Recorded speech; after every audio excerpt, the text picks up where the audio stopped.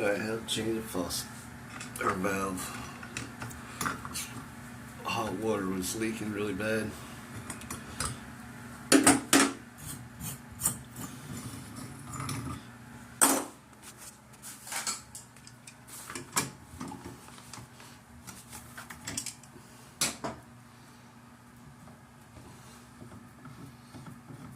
Maybe get a leak.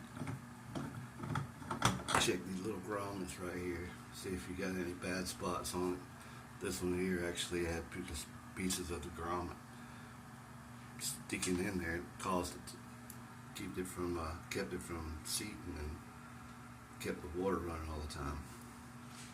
So, but usually these guys go bad and you replace them and put it all back together.